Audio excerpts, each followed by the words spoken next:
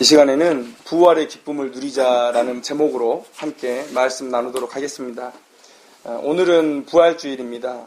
예수님의 부활을 기념하면서 온 교회가 지키는 절기죠.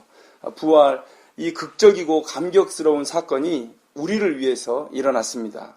예수께서 죽음에서 살아나셨습니다. 예수님의 제자인 우리들은 예수님의 부활에 어떤 의미를 부여해야 되는지 오늘은 이 부활의 의미에 대해서 먼저 살펴보는 그런 시간을 갖도록 하겠습니다.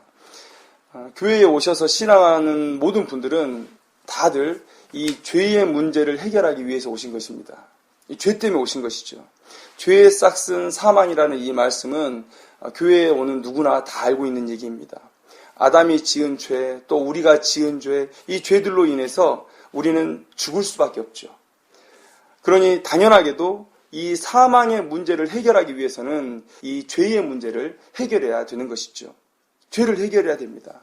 그래서 우리가 다 알고 있듯이 예수님께서 이 땅 가운데 오신 것이죠.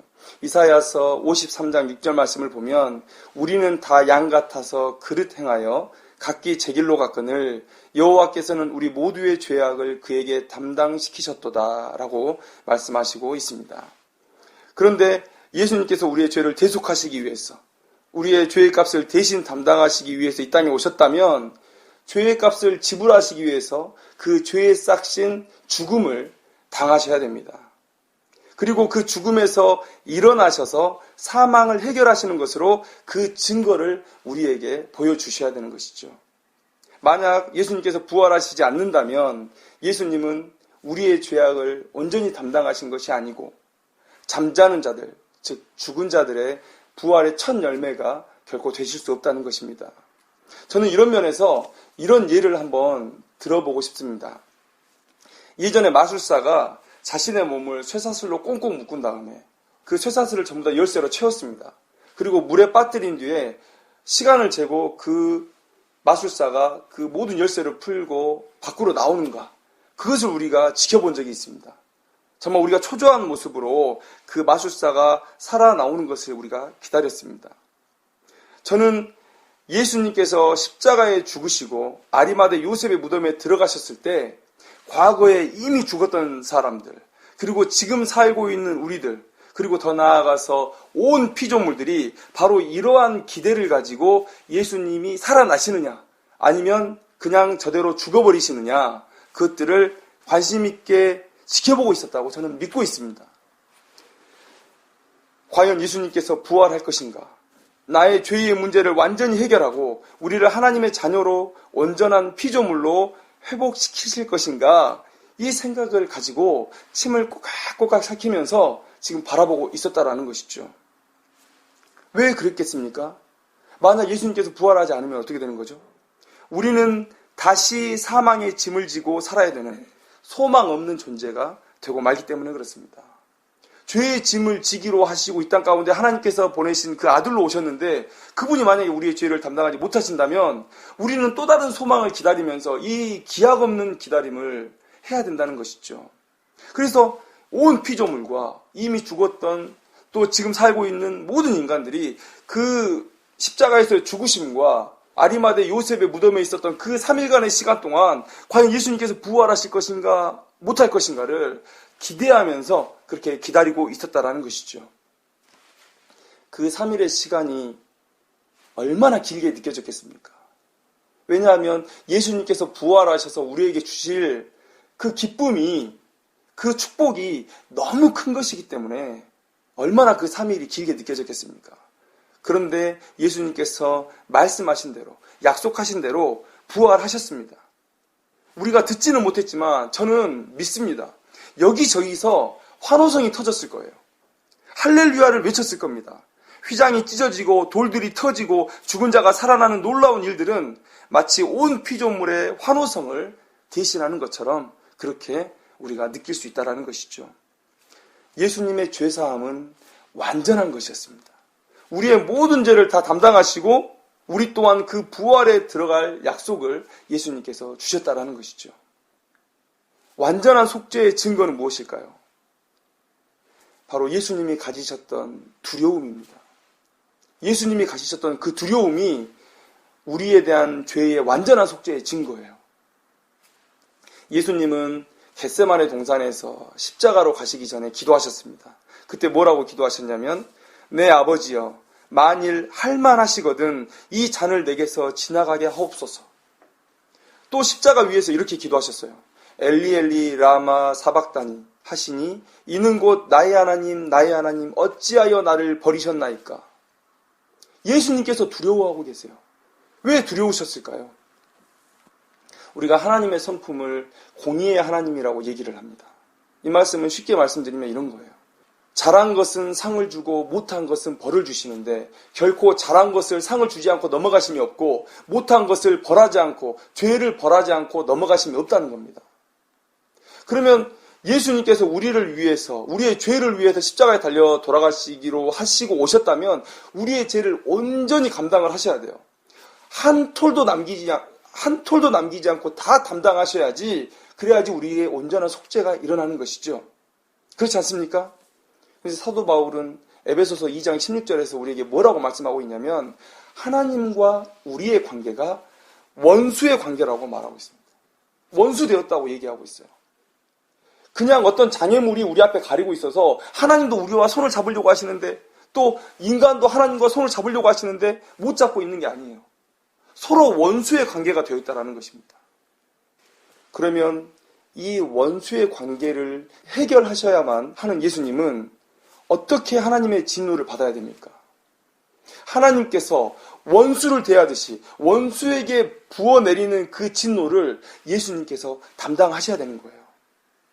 예수님이 십자가에 못 박히신 게 두려운 게 아닙니다. 예수님이 가시관을 쓰시고 골고다 언덕에 그 십자가를 이고 올라가야 되는 게 두려운 게 아닙니다. 하나님의 아들이신 예수님이 사람들에게 침뱉음을 당하고 모욕과 멸시를 당하는 게 두려운 게 아니에요. 예수님보다 육체적인 고난, 모욕과 멸시를 받은 인간들이 수도 없이 많습니다. 일제시대에 우리 독립운동가들 어땠습니까? 정말 상상할 수 없는 고통을 당하지 않았습니까? 12사도들 어떻습니까? 베드로는요, 예수님과 같이 죽을 수 없다고 해서 십자가에 거꾸로 매달려 죽었습니다. 예수님이 육체적인 고통을 두려워서 지금 이렇게 부르짖는 게 아니에요. 예수님이 진짜 두려웠던 것은 하나님의 진노가 지금 예수님께 어떤 동정도 없이 한 톨 남김없이 다 쏟아 부어져야 되는데, 그 진노가 무엇이냐면 하나님의 돌아섬이죠. 죄와 결코 함께할 수 없는 그 거룩한 성품의 하나님께서 인류의 모든 죄를 담당하는 예수를 향해서 하나님의 그 원수된 진노를 다 부어내시고, 십자가에서 죽으신 그 순간과 부활하신 그 순간 동안 하나님께서 예수님으로부터 등을 돌리시는 겁니다. 우리야 하나님 안 믿고 살 수 있죠. 하나님 안 믿고 사는 사람들이 수없이 많이 있습니다. 그런데 예수님은요, 그렇게 살 수 없어요. 왜냐? 하나님과 교통함의 그런 가치를 알고 있기 때문에 예수님은요, 하나님과 단절되는 그 잠깐의 그 찰나의 시간을 이렇게 두려워했던 거예요. 십자가에서 죽고 부활하시기 전까지의 그 시간만큼은 예수님은 하나님의 원수가 되어야 했다는 것입니다.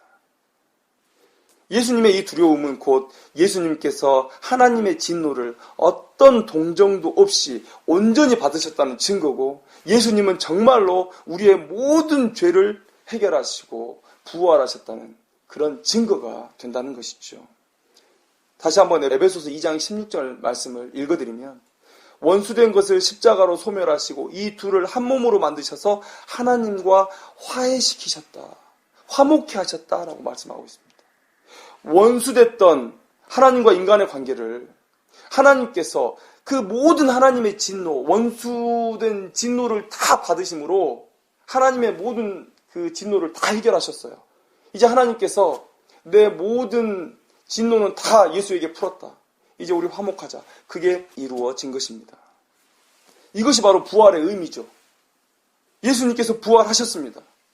모든 죄짐을 지시고 완전히 지시고 하나님과 우리를 화목하게 하시기 위해서 부활하셨어요. 얼마나 우리가 기뻐해야 되겠습니까? 바로 오늘이 이런 날이라는 것이죠. 오늘 우리에게 주시는 첫 번째 교훈은 바로 이것입니다. 예수님의 부활은 구원받은 나의 무한한 기쁨이라는 사실입니다. 오늘 이 기쁨을 만끽하고 하나님께 영광을 올려드리기를 바랍니다.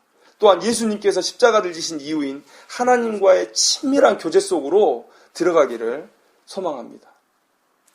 자, 그런데 이 기쁨을 모든 사람이 누리는 게 아니에요. 오늘 본문에는요, 믿음이 없어서 이 기쁨을 누리지 못하고 도리어 전혀 다른 방향으로 떠나고 있는 두 사람을 우리가 보게 됩니다. 누가복음 24장 19절을 보면 이 두 사람은 예수님에 대해서 뭐라고 얘기하냐면요, 능하신 선지자다라고 얘기하고 있습니다. 예수님은 한 번도 자신을 선지자로 얘기하신 적이 없습니다. 자기는 하나님의 아들이에요. 우리의 죄를 위해서 이 땅 가운데 오신 하나님의 아들이었습니다.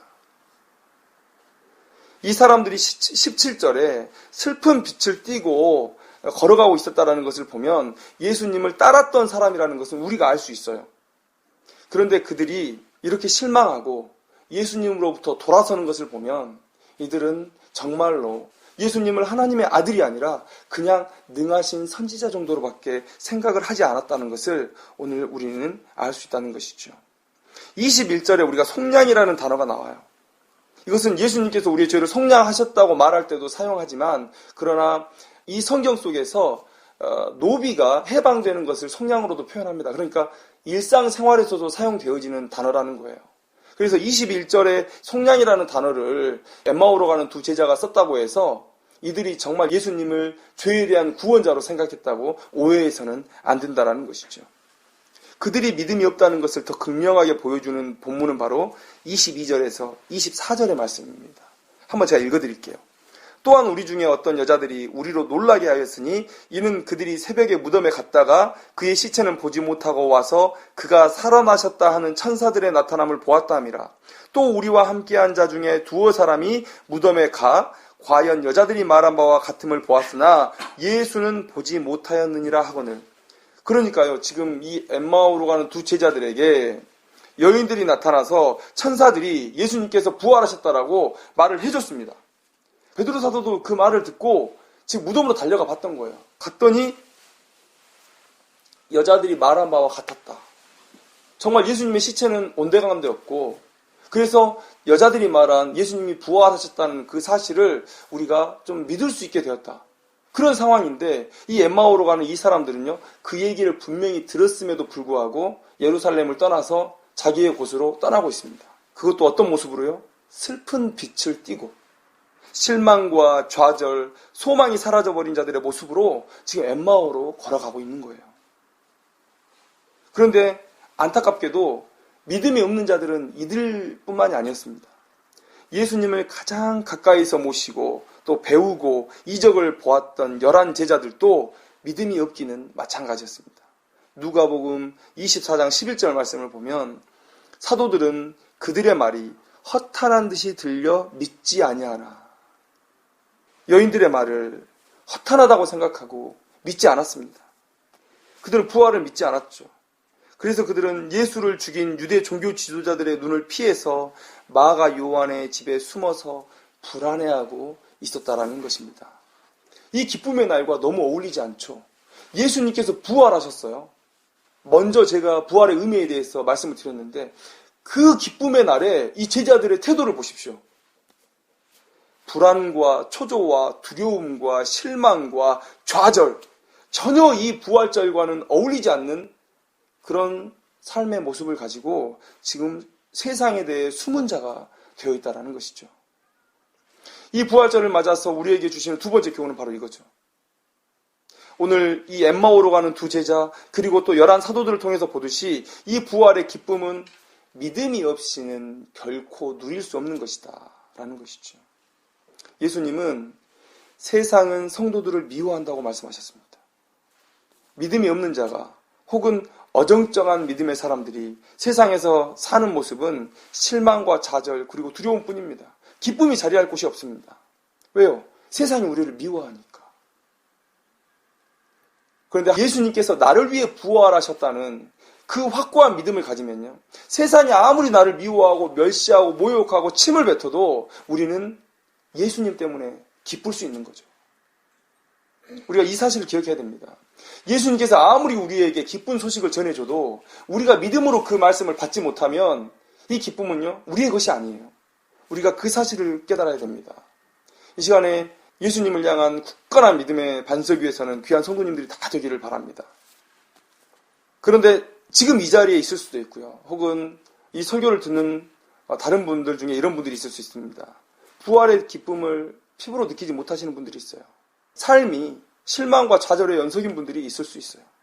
또 영적인 무감각, 또 무덤덤함 속에 빠져있는 사람들도 있을 수 있어요. 또 혹은 구원의 확신을 갖지 못하고 불안에 떠는 사람들이 있을 수 있습니다. 있을 수 있어요. 그러나 걱정하지 마시기 바랍니다. 오늘 엠마오로 가는 두 제자를 예수님께서 찾아오셨습니다. 두 제자들이 믿음을 찾을 것을 그냥 내버려 두신 게 아니라 예수님께서 믿음 없음을 보시고 직접 찾아오셔서 그들에게 말을 거시고 자신에 대한 모든 것을 자세히 풀어 가르치시고 그리고 그들의 영안을 여셔서 자신이 바로 하나님의 아들, 자신들의 죄를 담당한 구세주, 부활의 주님인 것을 깨닫게 해주셨다는 것이죠. 그들의 믿음을 세워주셨다는 것입니다. 그 결과는 어떤 것입니까? 오늘 본문에 보면 그들의 마음이 뜨거워졌다고 말하고 있습니다. 32절 보시면 그들이 서로 말하되 길에서 우리에게 말씀하시고 우리에게 성경을 풀어주실 때에 우리 속에서 마음이 뜨겁지 아니하더냐 하고, 이 뜨거움은 무엇이죠? 사명을 인식한 뜨거움입니다. 부활의 주님을 만난 뒤에 그들은 자신의 사명을 명쾌히 깨달을 수가 있었어요. 그랬기에 그들은 가던 길을 돌이켜서 다시 예루살렘으로 돌아갈 수 있었다는 것입니다. 자신들의 계획을 모두 버리고 다시 믿음의 공동체가 있는 그 예루살렘으로 돌아갔다는 것이죠. 예루살렘이 지금 어떤 곳입니까? 바로 사흘 전에 예수님이 죽었던 곳입니다. 그리고 예수가 부활할까봐 유대 종교 지도자들이 눈에 불을 켜고 예수님의 무덤을 지키고 예수의 옛자를 꺼내는 자들은 다 잡아서 지금 핍박하는 그런 상황이에요.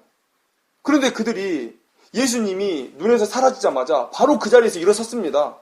잠을 자고 출발한 게 아니에요. 그냥 그 자리에 일어서서 바로 예루살렘으로 직행했습니다. 마음이 뜨거워져서 그랬습니다. 부활의 주님을 만나면 부활의 기쁨을 누리게 되고 또 사명을 붙들게 됩니다. 그리고 하나님의 능력을 힘입게 되죠. 엠마오로 가는 두 제자에게만 이런 일들이 일어난 게 아닙니다. 다른 11사도들 어떻습니까? 증인되라고 3년을 열심히 가르쳤는데 다들 마가 요한의 집에 모여가지고 미동도 하지 않아요. 예수님의 가르침을 전할 어떤 배짱도 보이지 못했습니다. 그런 예수님에게 제자들이 나타나시죠. 오늘 우리가 읽었던 본문 그 다음부터 시작되는 이야기입니다. 예수님께서 나타나셔서 그들의 믿음을 세워주시는데요. 예수님의 가르침이 너무 유치할 정도예요. 그런데 이 유치함은요, 간절했기 때문에 그렇습니다. 예수님께서 어떻게 가르치시죠? 못이 박혔던 손과 발을 보여주십니다. 그리고 영이 아닌 육체로 부활하셨음을 보이시기 위해서 음식을 또 드십니다.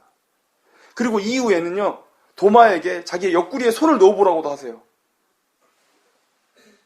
얼마나 제자들의 믿음을 다시 세워주시기를 원했으면 예수님께서 이렇게도 직접 체험해보라고, 직접 보라고 가르침을 주고 계신다는 것이죠.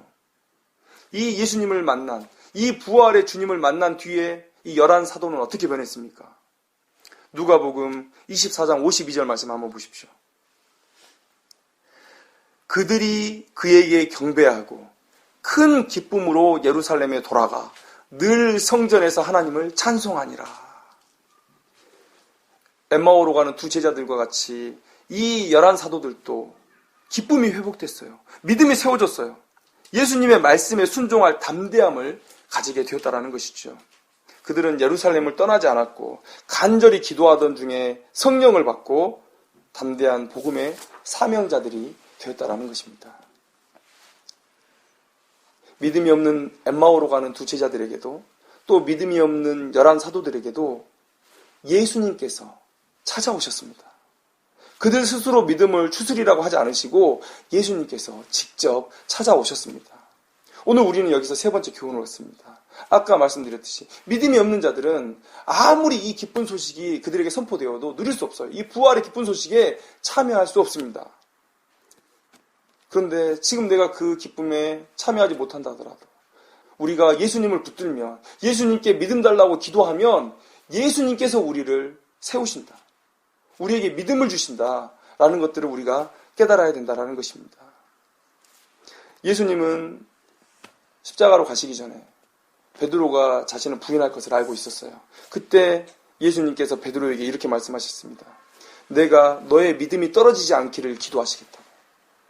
우리에게 믿음을 주시고 그 믿음을 유지시키시는 분은 예수님이라는 사실을 우리가 기억해야 돼요. 믿음을 구하면 믿음을 주십니다. 혹여 마음 가운데 자기의 믿음이 없고 자기의 믿음이 부족하고 연약하다면 예수님께 기도하는 중에 예수님께서 믿음을 주시고 세우시는 것들을 체험하시기를 바랍니다. 그 믿음으로 우리는 신자된 기쁨을 또 부활의 기쁨을 누릴 수 있고 복음의 용사로 담대할 수 있는 것입니다. 이 시대의 안타까운 것은 불안, 실패, 절망, 좌절, 무덤덤함 속에서 살아가면서도 믿음을 달라고 기도하지 않는 거예요. 불신자도 자기 힘으로 살겠다고 하고 예수를 믿는다는 사람도 자기 힘으로 살겠다고 해요. 믿음 달라고 기도를 하지 않습니다. 그러니 오늘 본문에 주시는 말씀처럼 하나님께서 주시는 은혜, 평안, 축복, 기쁨, 감격 이런 것들 전혀 누리지 못하고 불신자들과 다름없이 그냥 그 길을 걸어가게 되죠. 믿음이 없는 것처럼 우리의 삶을 비참하고 무기력하게 만드는 것은 없습니다. 믿음은 거저 주시는 하나님의 선물입니다. 하나님께 달라고 기도하시면 하나님께서 주십니다. 삼위 하나님께서 우리의 믿음을 위해서 일하신다는 것입니다. 하나님께 간절히 믿음을 달라고 기도하는 귀한 성도님들이 되시기를 주님의 이름으로 축원합니다. 우리가 부활절을 맞아서 오늘 본문의 말씀을 가지고 세 가지 교훈에 대해서 함께 나눴습니다. 첫째는 예수님의 부활이 나의 가장 큰 기쁨이어야 된다는 것이고요. 두 번째는 믿음이 이 기쁨을 누리게 하는 열쇠라는 것이고요. 세 번째는 믿음이 없음을 걱정하지 말고 가르치시고 우리를 위해서 기도하시고 우리의 영안을 여시는 주님께로 나아가자는 것입니다. 예수님께서 부활하신 이 기쁨의 날에 이 세 가지의 교훈을 마음에 담고 행함으로 진정한 부활의 기쁨을 누리고 사명자의 담대함을 회복하는 그런 귀한 인생이 되기를 주님의 이름으로 축원합니다. 기도하겠습니다.